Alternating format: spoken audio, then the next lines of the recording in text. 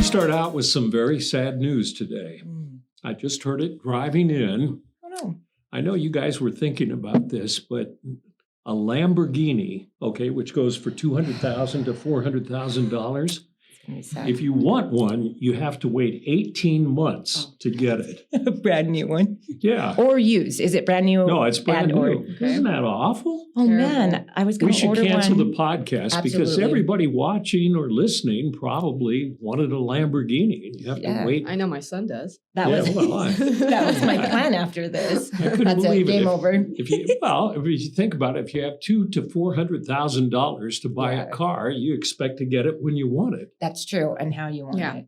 Oh, that is devastating. If you could purchase one, that is devastating, actually. Maybe the only people we're appealing to is very successful drug dealers. That's very true. Right. Call I me. don't know.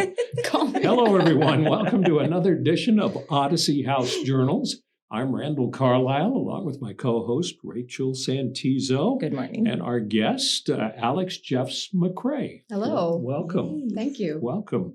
Hey, we've been asking for reviews Yes. on iTunes, Yes. right? And of all the reviews we've gotten so far, everybody is 5 stars. Oh. Yay. They like us. Oh my gosh, that's There exciting. was one who said, I like it because you have real people on. Hmm. So I That's presume you are real people? Oh, authentic as they come. Okay. Okay. So, yeah, this is one of the most watched podcasts dealing with addiction and recovery. And the whole point of it really is to get people to understand, have a better understanding of what addiction is, Right. what recovery is, Mhm. and hopefully remove part of the stigma, saying, no, you're a loser because you're a Mhm. recovering addict. You know what I Yes. mean? Or you are a recovering addict, or I'm a recovering alcoholic, Yeah. you know. And this all this stigma is attached to what it is in recovery too, like the before, the during, the after. This is a long-term thing that we Oh, deal yeah. with. Lifetime. And so, yeah. That's the thing about it that people don't seem to realize, Mhm. that it's a lifelong, complicated disease Yes. that It you is. have to deal with Mhm. on a daily basis. you know. Absolutely. But the good news is you can get recovery, and it's not like if you're a diabetic, you have to. Well, it's similar to that. You have to do insulin every day You do. or whatever. So we can recover. There was an interesting topic that somebody brought up and they told me they were recovered. And I was offended at first. I was like, you're recovered. Like you work Like on you're- this every You're day. healed. Yeah. And then I was like, well, wait a second though. If I keep identifying myself as that person, that homeless individual that lost their kids, and how am I standing for the people that still don't have a voice and where I'm at today? So I don't stay stuck in what I used to be so that I can grow to where I'm supposed to be. And so I was like, oh, I think I could say I'm recovered. I'm still a little nervous about it, but I still work on it every day. But I'm not who I used to be. I'm 10 years Right. past that. But I sort of like recovering better than Yeah. recovered because we had one guest on, and I won't mention her name, but she said she is recovered Mhm. and she was addicted to heroin, cocaine, blah, blah, blah, blah, blah. But now, because she's recovered, she can drink as much as she wants to. Yeah. And So I sort of disagree with that. it's but- true. So it depends Mhm. on what recovery means to you. Yeah. But what it means to me is that I no longer stick a needle in my arm. So Right. I feel like I'm recovered from that for sure. Right. Yeah. But but you're still recovering because like if I had one drink, I'd have 20. Okay, Right. so Mine's my more emotional recovery. Like I'm constantly working on my emotional recovery today. That is where, because if I don't keep that in check, Sure. then that's when I would go back. sure. The drugs and alcohol were just the solution to the other problems we Right. had. Right, Right. right. So we're taking all this time away So from I our know, I'm guest. so excited. Alex, Hello. Yes. Hi, tell us about yourself. Oh man, where do I start? So In the beginning. I know. So I was born, just kidding. Really? Yeah. So Congrats. thank you. Yeah. So I have been in and out of recovery for the past 3 years. I'm a single parent to 3 beautiful children. I don't really know what else I Your want to addiction say. began when? My addiction, actually, I'm a little bit I'm not unique, but my addiction didn't kick into full force until I was 27.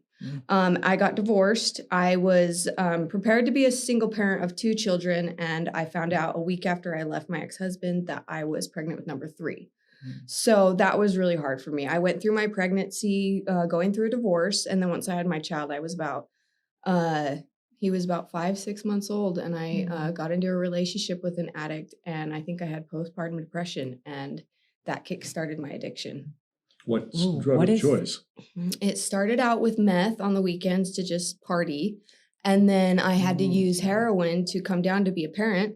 And then I didn't understand what withdrawals were at that point. I'd heard about them, but they weren't like something I was used to. So when I tried to stop, I felt like utter crap. So for the next 4 years after that, it was just to stay well at Can that you point. explain what postpartum depression is? Because I think that's an important topic for Yeah. people to know about. So I never got on any medication or anything, but I for depression for me, I've struggled with it off and on. But it was situational. So anybody would go through some depression. I mean, no matter how good or bad your marriage was and your divorce, how well it went, you're losing a part of yourself. Sure. So it was trying to redirect that. And not only that, I had this new baby. So it's like I emotionally didn't know how to go through all of that. And then on top of it, had 3 children under 3 years of age. I'd be depressed. Yeah. And so I think I was just searching for something. And because I was in a relationship with an addict, that was his solution. And so it became my solution. It got me through my day. I was able to stay up with my Sure. kids. I was able to work and do all these things that I couldn't emotionally and physically do myself. Why hook up with an addict? Oh, that's a whole other rabbit hole we go down. It was a relationship I had been in and out of off and on for years. But, we have a lot of trauma that, us addicts, and it was comfortability, and it was a relationship I would go back to after every breakup.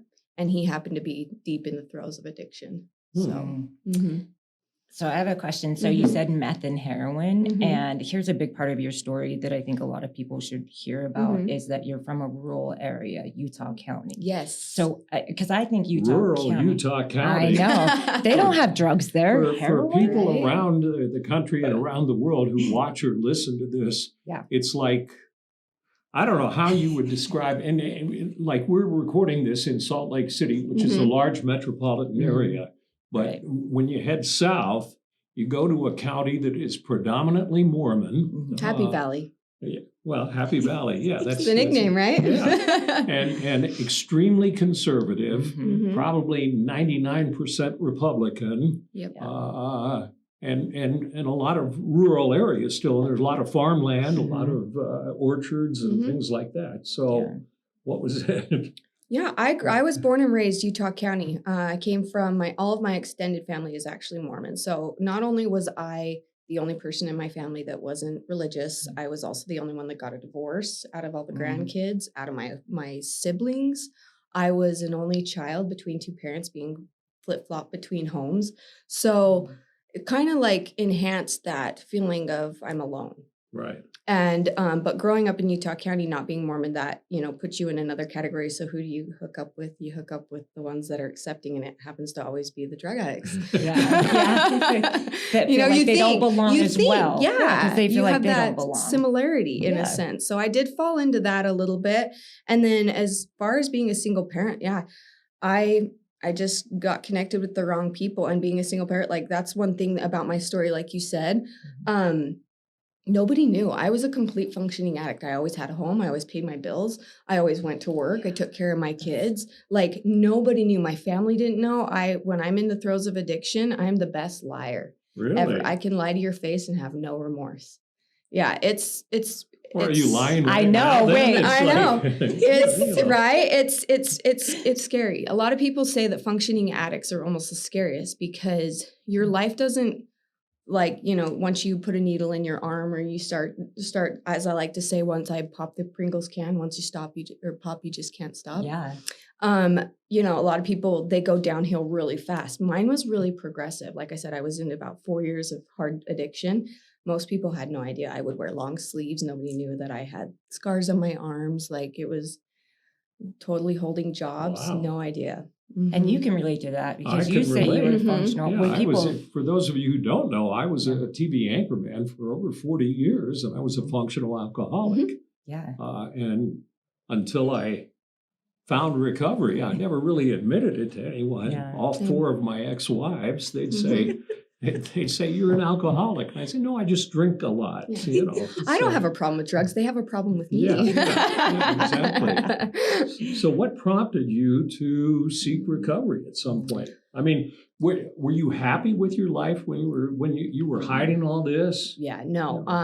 I refer to it as living in limbo. My life wasn't getting bad fast. It was slowly getting bad, but it also wasn't getting any better. What actually kind of prompted me finally like reaching out was my dad. He came to me and he was like, I know. His approach was different. It wasn't that authoritative, like, hey, I know, like, do this. yeah. It was, I want to help you. What can I do to help you? And that was the kickstart. It still took me a 9 to 12 months to actually get into a treatment program. And I got in some other trouble. Luckily, I kind of stopped right before it got really, really bad. And I entered into Ardu Recovery down in Provo, wonderful place, in December of 2019. That's spelled ARDU, in case you're wondering. Yes. Yeah. And So- what was it about Ardu? Like, what was the approach or what spoke to you? You know, I call Ardu my home. It really, you know, it was plushy. It wasn't my idea of what treatment was. Like, I was always like, I don't need treatment. I can just stop. Well, first I went to detox and then I relapsed right afterwards in October, right before that. So when I finally went to Ardu and just learning that there were other people like me and they believed, like, they taught me about the biology of it, not just the emotional part, but the scientific part. And that's how my mind works. I'm very logical and analytical. So I wanted to know the whys and, you know, the hows. And they really taught really good classes about that kind of stuff. And then the camaraderie. And I had a community finally, like being a single mom, being an only A child. sober community. Yes. Being a single mom and an only child, it was that isolation. I was good. I could do isolation, you know what I mean? But I didn't know how to have friends. And so it was a community. And really, like I said to my dad when I was in treatment once, like, I'm so proud to be an addict. And he was like, what does that mean? Yeah. But, you know, other people don't understand, like, the strength that comes within, like, recovering. I like to say a grateful recovering addict. Yeah, I hear that a lot in 12-step. In 12-step, yeah, I do follow 12-step. Whatever. Yeah. How did you said you hid it so well. How did your dad figure this out? I mean, parents know. My mom always knew, but, you know, I was so good at manipulating and redirecting. You know, that's part of what comes with being an addict and addiction. You just kind of... You're a good liar. Oh, yeah. Manipulator. Bullshitter. Can I say that? Yeah. Absolutely. We've heard a lot worse. Okay. Yeah, I know. I think because in Utah County, we think, oh, there's not drugs there. No. And then we think, oh, there's not a sober community there either. Yeah. So what is it like in Utah County to be out there and to be a woman in recovery? So... And to be open about it. And it's been your hometown. It's a small hometown your entire life.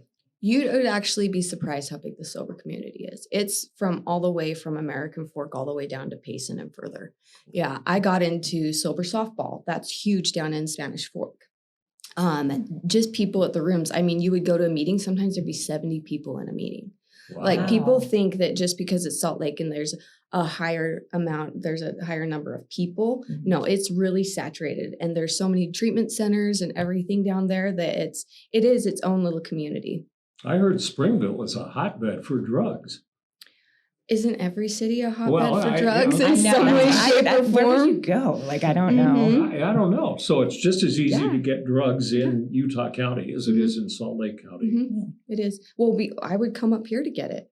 Well, It's not like it's that far of a drive. no, that's true. Oh, yeah. And I would make that drive. You know what I too, mean? so, yeah. We do what we can in our addiction. I think it's cool because you guys say you're functioning, and I don't understand that concept. Like, I am not good when I am using, like, I'm dumpster diving. And so, but what I did notice. Sleeping under cars. Sleeping under cars. Like, I am not functional at all. You can totally tell. So it really blows my mind because I recently met your 3 kids and it felt like there was no distance, time, anything between you guys. Like it felt like you were always involved, the best mom. And not to say that you weren't, but there were times you were absent, right? But you do not feel that when you're around your kids. So who are you? What would you say to the single parents, not just the moms, but the single dads, on how to create that with your children?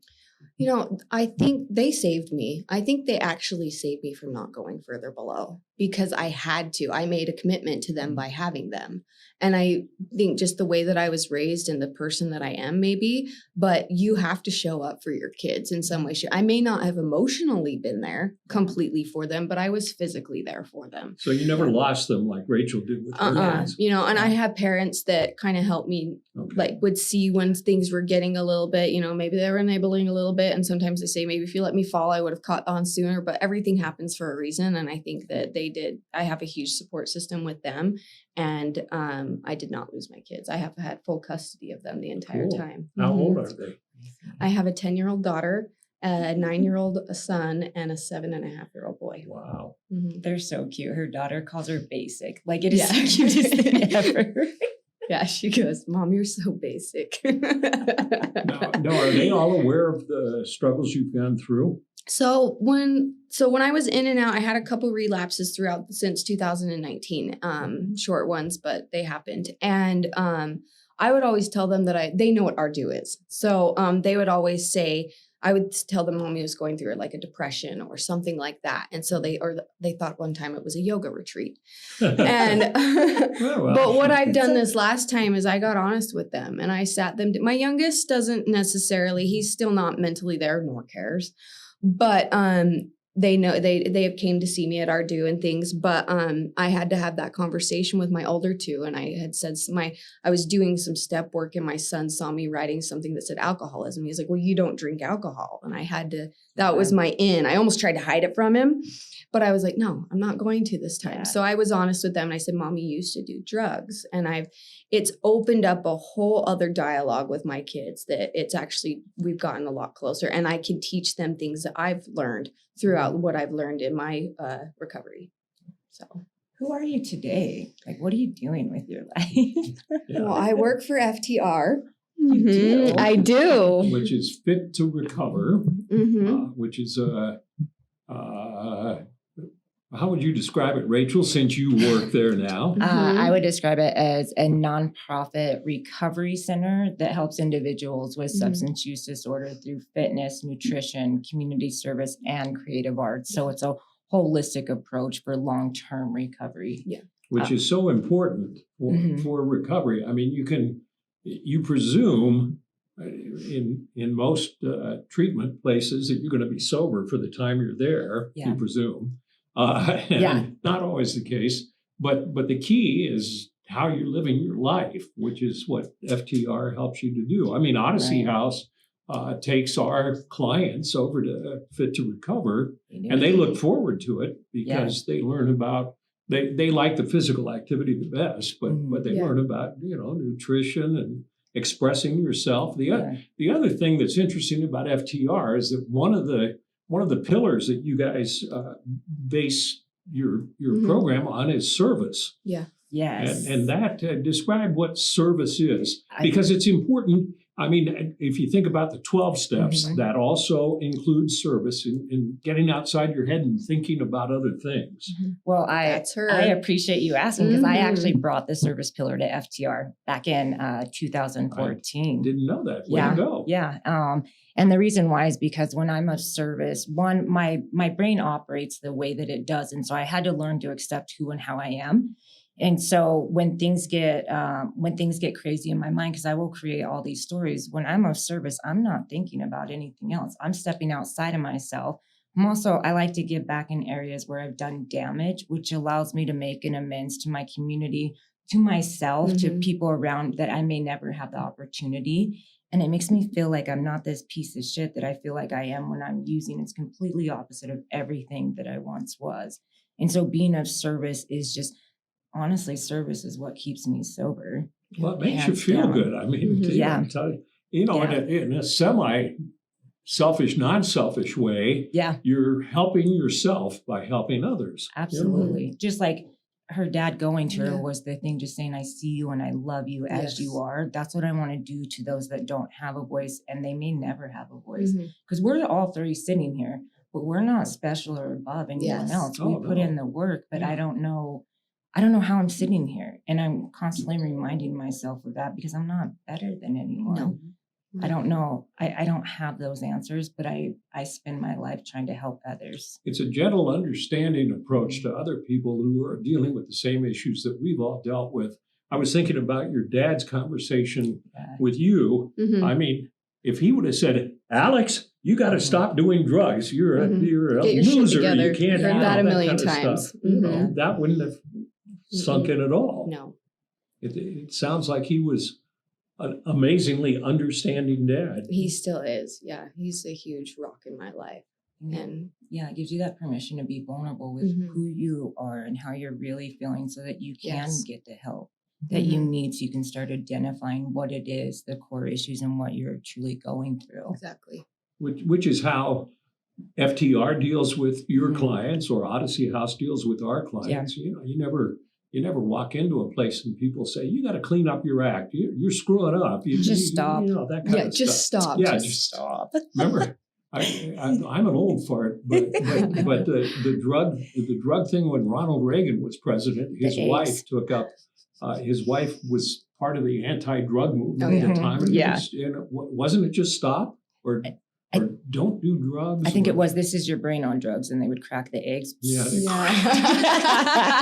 Like, that's my brain Yeah. every day. or years and years and years ago, there was a film. I think the government made it called Reefer Madness. Ooh, I didn't see that. You but gotta sounds look it up, and familiar. it showed. And Matt wanna s- and Kenny are engineers. Or how long ago was that? Was that Reefer Madness? Have you ever seen it? That's a good name, though. You gotta Google it Let's because Google it's it. well, Right. Google Reefer Madness, Yeah. and it'll show you a link, and it's this dark. I think it's black and white and poorly filmed thing that just shows people turning into monsters when they smoke pot. Oh, man. Reefer Madness, you know. I have So to see this. I mean, it's funny now. But, Yeah, but back then, yeah. you know, and so that's the approach that all treatment centers and FTR and Odyssey House are do. You know, it's a gentle understanding thing and Right. getting into people's heads. Right. Yeah. And it might take one time, it might take several times, it might take, I mean, there's no one size fits all for this thing. Not in recovery, not in how you recover, not in, yeah. Because life gets lifey too. It is Mhm. situational things that you go through. There's been time. I mean, Randall and I have been friends for so long. There's been times that I've been absolutely just emotionally bankrupt in sober. life. Yeah. Mhm. And I don't get to use drugs, right? Yeah. Like I choose not to, but Yeah. sometimes I get mad about that Yeah. because I want that release. I want to be able to just go out and Mhm. use and feel good. Yeah. But I've worked too hard and I'm not going to do that. Well, I work on not doing it for Yes. today. Yeah, that's what keeps me going too. Yeah. I think about it occasionally because my go-to to just numb myself and just sort of say goodbye to the world for a Yeah. little while was alcohol. Yes. Right. And it's so easy, especially with alcohol. Yeah, because you just walk in the store. Yeah, just you know, and I think about the fact that you and I both have 10.5 years Yeah. now or something. Congratulations. Thank Thanks. you. And I think about just throwing that away. Yeah. And I realize, because you talked about your brief relapses, and that Mhm. doesn't mean you're a loser or anything like Mm-mm. that. But I still would feel. I know I would feel horrible the next day when I woke up, saying, "Why did I do that?" Yeah. Mhm. You know, Yeah. what caused? Have you analyzed your brief relapses? Yes, I have. Tell me about your look at analysis, that. doctor. Yes. So I had another idea to get into a relationship with an addict again. That's relationships. Yeah, and relationships finances. are hard. There's a Maybe I pattern. should choose some different people. Yeah. So you know, I was fresh out of one relationship. Even though I felt like I had been out of a relationship for 2 years, I was still only sober for 6 or 7 months. So I was in a relationship for 2 years, and we kind of played the flip-flop. Like he would start going downhill and I would hold on for 3 or 4 months, and then I would eventually fall. So I had to choose not to be in that relationship anymore. And it's hard because, you know, you build a relationship with somebody for 2 years and you are sober in times together, Yeah. but I had to look really like this last relapse that I had in getting sober. I had to really do a lot of introspection. Like, not only was it like, oh, he's doing this, he's doing that. It was, what was my part? Yes. You know, like Mhm. I did this. Maybe I'm the toxic one in this sense. Maybe I'm not healthy for this person. Yeah. And it was hard, you know, and you'd feel bad because you let down other people and you'd build relationships with their family. And he made connections with my kids. But I had to look at it like I had to look at it with my kids like it's my survival. It's their life. What I need to make the best decision for me and them. So That's hard to do. it is. Yeah. Letting go is a critical thing Mhm. in recovery, and you're going to have to do it time and time again. Yeah. That's just the truth of it. I mean, sometimes I get resentful about using when the people I love the most go back out because I Yes. get mad, and really underneath that is I'm hurt. Like you just went back out and now you're using, you know, Mhm. and I don't do that. I don't get the luxury, you know, like Yeah. those are Well, my you first could. thoughts. Right. That's Those are what my it was first when he thoughts. would relapse. Those are my thoughts. Is I was like, Yeah. well, that's not fair, Yeah. which is ridiculous. I have to go to, you know, like, Yeah. but those are my Yeah. first thoughts. That's when Mhm. you learn how to identify how you operate and then what to do with those thoughts. But I have the same thoughts. Yeah. And then I'm like, no. Mhm. And the thing people don't, if people watching or listening don't understand, is that addicts, alcoholics, always blame someone or something else Absolutely. for their issues. Oh, You yeah, know, for sure. Mhm. my wife made me do it because, you know, or my boss, I got Mhm. fired. It rained today and I wanted Yeah. sunshine.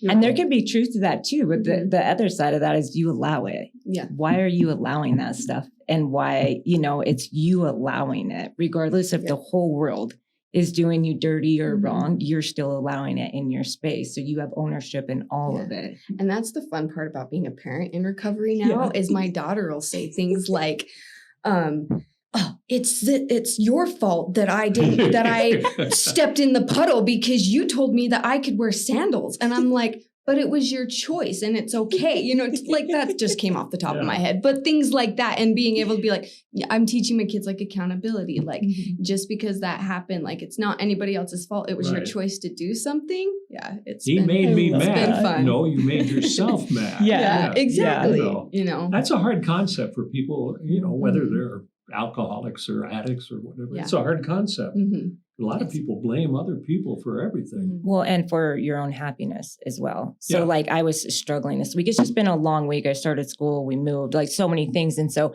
last night, I bought myself a $40 steak and I just sat by myself and ate it. Wow. And yeah, $40 I steak? did. It's not normal behavior, but I was like, if I want all this attention or if I'm lacking, I need to do it for myself. I Mhm. was by myself.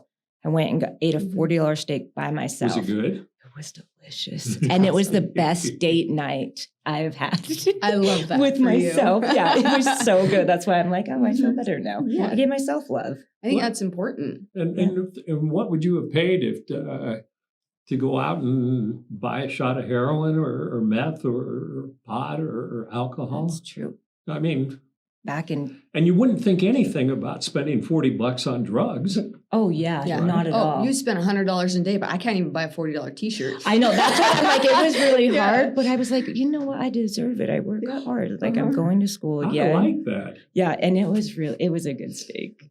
I Wow. felt spoiled. I was like, I can do this for myself. I don't need anyone to do Way it to for go. me. Wow. Yeah. It was great. We only have about a minute left. What do you do at FTR? So I am the Orem or Utah County Outreach Coordinator. So my job, because I'm a part of the community, is to go out and basically promote FTR and get people to show up. But it's a lot more than that.